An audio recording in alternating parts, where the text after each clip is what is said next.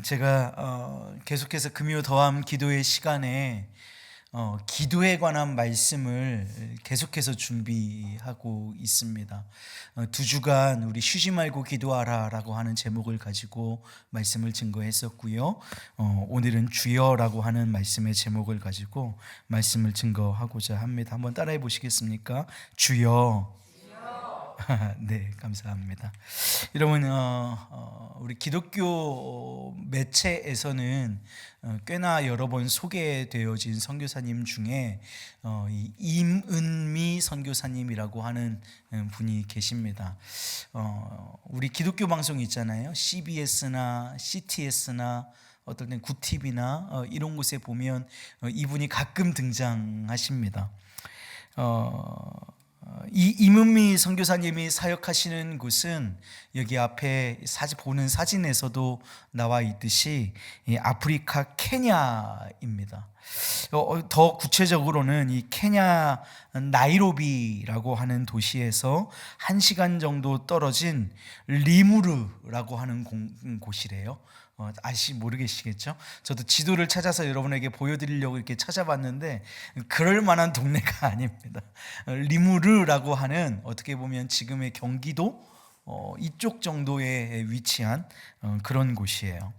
그런데 아프리카의 환경 자체가 우리의 환경하고는 다르잖아요. 그래서 이곳의 사진을 봤더니 온통 그냥 푸른색, 온통 초록색 녹지입니다. 이 임은미 선교사님이 그곳에 그 녹지로 되어 있는 차밭이 있는데요. 그 차밭을 걸으면서 이렇게 묵상하고 기도하고 하시는데, 그렇게 걷다가 이렇게 사역지에 가까이 가면 그 선교사님이 섬기는 아이들이 멀리서 이 선교사님의 이름을 부른답니다. 이 선교사님의 영어 이름이 유니스예요. 유니스 선교사님. 그러니까 외국에서는 임은미 선교사 이러면 못 알아듣고 유니스, 패스터 유니스 이렇게 하면 알아듣는답니다. 그러니까 유니스라고 하는데 그 외국의 특징이 그 뒤에 앞에 뭐 패스터 뭐 이런 거 안 붙이잖아요. 뭐 썰 이런 거 안 붙이잖아요. 그래서 그냥 이름을 부르는 거예요. 아빠도 이름 붙이고 이름 부르고 막 하잖아요. 그런 것처럼 유니스 하고 이름을 부른답니다. 참 신기한 것인데 이 유니스라고 하는 말을 듣다 보면 그들이 그저 이름을 불러준 것일 뿐인데 그 소리를 듣는 순간에 선교사님의 이 마음속에는 아이들을 향한 선한 생각들이 파도처럼 밀려온다고 합니다. 저 멀리서 한 아이가 유니스 하고 소리를 지르면 저 아이는 요즘 밥을 못 먹고 있다던데 내가 밥을 좀 해줘야겠다. 또 다른 아이가 유니스 하고 부르면 저 아이는 지금 신발이 없네. 내가 신발 해줘야겠다. 그리고 또 다른 아이가 유니스 하고 부르면 저 아이 지금 아파서 학교 못 가고 있는데 저 아이 데려가서 공부 가르쳐야겠다. 이런 생각이 이 임은미 선교사님의 머릿속에 떠오르다라는 겁니다. 아이들이 저 멀리서 선교사님 발견하고 그저 이름만 불렀을 뿐인데 선교사님의 마음에는 이 아이들을 어떻게 도와줄지 하는 선한 계획들이 쉼 없이 떠오르고 있다라는 것이지요. 사랑하는 여러분, 그렇다면 우리 하나님은 어떠시겠습니까? 오늘 우리가 하나님 앞에 나아가 무슨 말을 해야 할지 모를 때에도 그저 우리가 때로는 주님, 때로는 주여라고 그분의 이름을 부르는 것만으로도 때로는 충분한 기도가 되지 않겠습니까? 여러분, 아이가 태어나서 처음 가장 먼저 하는 것은 부르짖는 것입니다. 뭐라고 부르짖죠? 응애 하고 부르짖습니다. 이 울음소리가 터져 나와야 옳은 것이잖아요. 이 응애 소리를 들어야 하는 것입니다.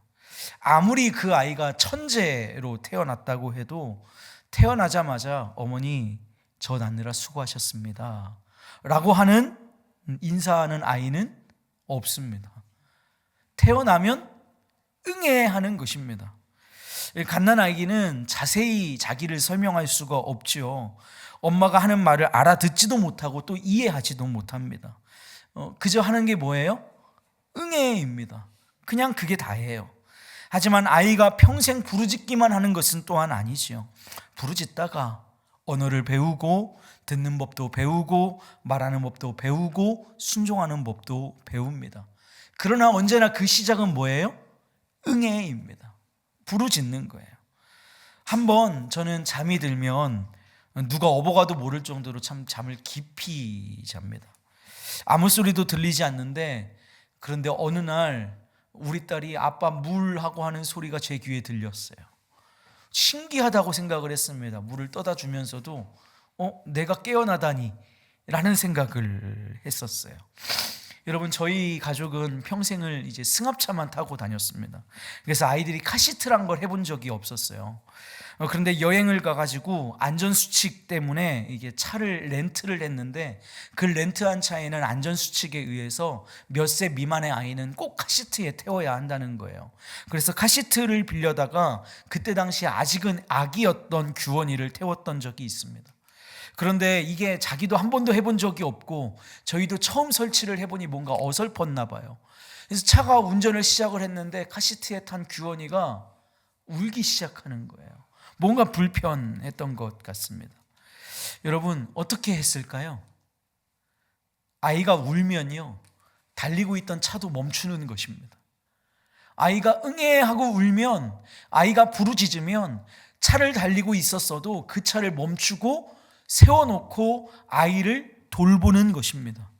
여러분, 이게 부모이겠지요. 부모를 가장 긴장하게 하고 집중하게 만드는 건 무엇일까요? 아이의 울음소리입니다. 자녀의 울음소리가 들리면 부모의 모든 신경은 그 한 곳으로, 아이에게로 집중됩니다. 여러분, 우리 하나님도 그러하신 줄로 믿습니다.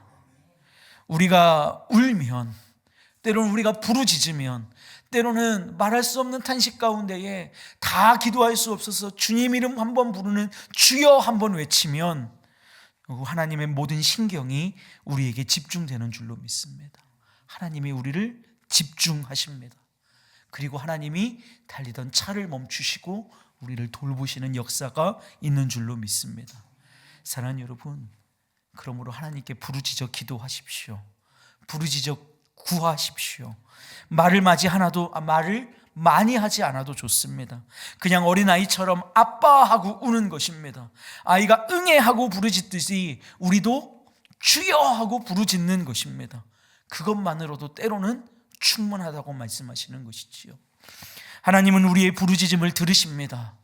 그리고 그 주여라고 하는 부르짖음 속에 있는 그 의미를 아십니다. 그리고 그 주여에 담긴 우리의 기도의 제목을 응답해 주시는 참 좋으신 우리의 아버지 되시는 하나님이신 줄로 믿으시기를 주님의 이름으로 축복합니다. 아멘. 여러분, 어제 우리 교회에서 우리 노예 산하에 새롭게 신설되어진 목회신앙연구회가 우리 교회에서 한 7분 정도가 더 오셔서 모였습니다. 이제 신학과 목회에 관해서 여러 가지 논의되어야 할 것들에 대한 의견을 내는 중에 이런 의견도 한번 나왔어요. 우리가 기도하기 전에 주여 삼창하고 기도하십시다 할 때 그 주여를 하는 것이 옳은가 그른가, 해야 하나 말아야 하나, 이런 이야기들이 나왔습니다. 우리 교회도 주여 삼창은 잘하지 않지만 기도할 때 제가 주여 한번 외치고 기도하자고 인도하지 않습니까? 저는 개인적인 생각입니다만 우리의 외침, 우리의 부르짖음, 우리가 우리의 아버지를 부르는 그 부르짖음을 통해 우리의 기도의 대상이 누구신지를 확인하게 되고, 그 외침이 간절함이 되고 그 간절함이 주께 가 닿는 은혜로 임한다고 믿습니다. 여러분, 오늘 본문은 우리에게 이렇게 말씀합니다. 예레미야 33장 3절입니다. 이렇게 고백하고 있지요. 너는 내게 어떻게 하라? 부르짖으라. 부르짖는데 여러 말을 할 수는 없습니다. 여러분, 어떤 사람이 부르짖으면서 여러 말을 합니까? 부르짖을 땐 그저 주님의 이름밖에 부를 수 없는 때가 더 많습니다. 너는 내게 부르짖으라. 부르짖으면요, 내가 내게 응답하겠고. 할렐루야.